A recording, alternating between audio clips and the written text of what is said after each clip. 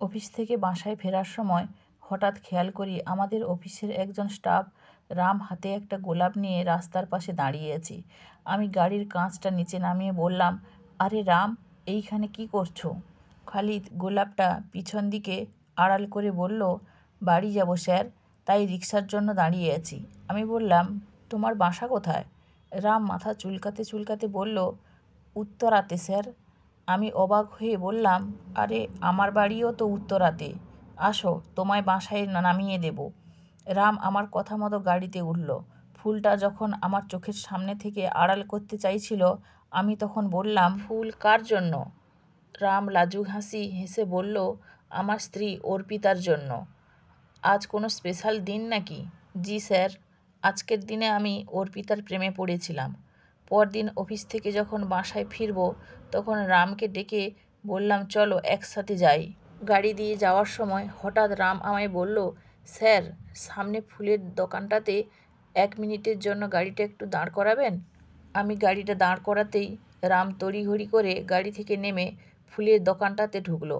আর কিছুক্ষণ পর একটা লাল গোলাপ নিয়ে আসলো। আমি বললাম, আজকেও স্পেশাল দিন নাকি? রাম আগের মতোই লাজুক হাসি হেসে বলল, জি স্যার, আজকের দিনে আমি অর্পিতাকে দেখে প্রেমে পড়েছিলাম। আমি অবাক হয়ে বললাম, তুমি না কালকে বলেছ কালকের দিনে তুমি তোমার স্ত্রীকে দেখে প্রেমে পড়েছিলে, আবার আজকে একই কথা বলছো? রাম মাথা নিচু করে বলল, স্যার, আমি যতবার আমার স্ত্রীকে দেখি ততবার আমি প্রথম থেকে ওর প্রেমে পড়ি, তাই আমার কাছে প্রতিটা দিন স্পেশাল। ভালোবাসার এমন সস্তা লজিক শুনে মেজাজটা খারাপ হয়ে গেল। নিজের রাগটা কোনো রকম কন্ট্রোল করে রামকে বললাম, নতুন নতুন বিয়ে করেছো হয়তো, তাই তোমার কাছে প্রতিটা দিন স্পেশাল মনে হচ্ছে। আমার মতো 2 বছর সংসার করো, তখন দেখবে সংসারটাকে জাহান্নাম মনে হবে। রাম আর কিছু বলল না। আমি রেগে গেছি হয়তো সেটা বুঝতে পেরেছে।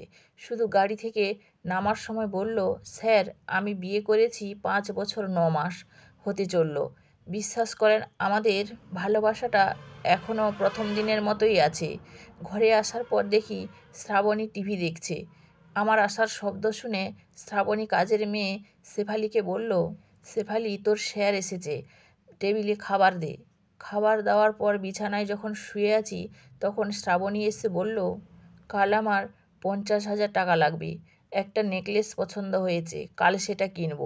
আমি রেগে গিয়ে বললাম, তোমার 2 দিন পর পর এত গহনা লাগে কেন? টাকা তো নিজে ইনকাম করো না, তাই টাকার মূল্য বোঝো না। আমার কথা শুনে শ্রাবণী রেগে গিয়ে বলল, নিজের বউয়ের শখ আহ্লাদ পূরণ করতে পারো না, কেমন পুরুষ তুমি?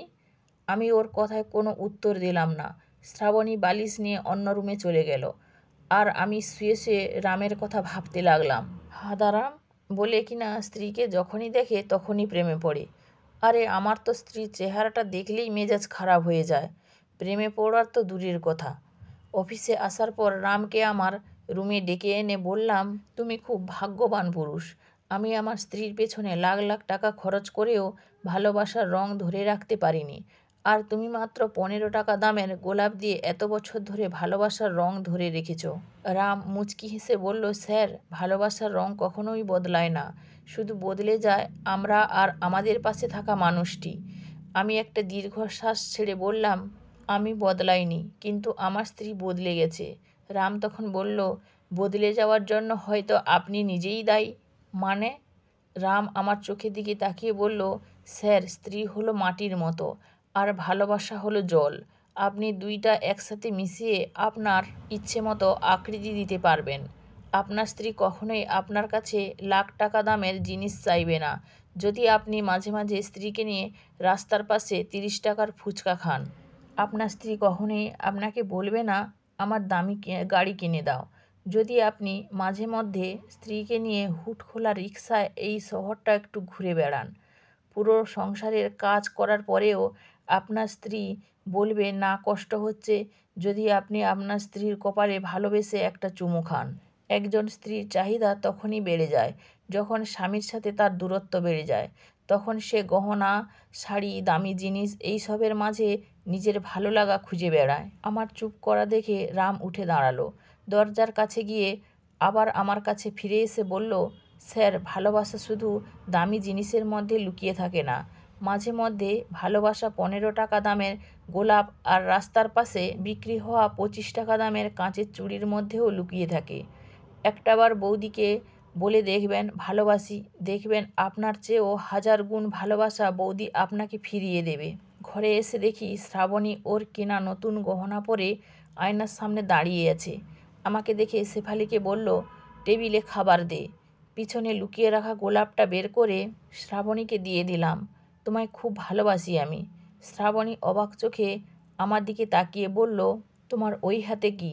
আমি বললাম, তেমন কিছু না, 1 ডজন কাঁচের চুড়ি এনেছিলাম তোমার জন্য। ভেবেছিলাম নিজ হাতে তোমায় পরিয়ে দেব, কিন্তু তোমার এই এত দামি সোনার গহনার সাথে এই কাঁচের চুড়ি মানাবে না। আমার কথা শুনে শ্রাবণী গহনা খুলে ফেলে দিয়ে কাঁদতে কাঁদতে বলল, কাঁচের চুড়িগুলো পরিয়ে দাও বলছি। একটা 15 টাকা দামের গোলাপ আর 1 ডজন কাঁচের চুড়ির মাঝে কী আছে আমার জানা নেই। আমি শুধু অবাক হয়ে শ্রাবণীকে দেখছি। হুট করেই 2 বছরের চেনা মানুষটা অচেনা হয়ে গেছে। আজ সে নিজ হাতে আমার পছন্দের খাবার রান্না করেছে, অথচ কদিন আগেও আমার খাবারটা কাজের মেয়ে বেড়ে দিত।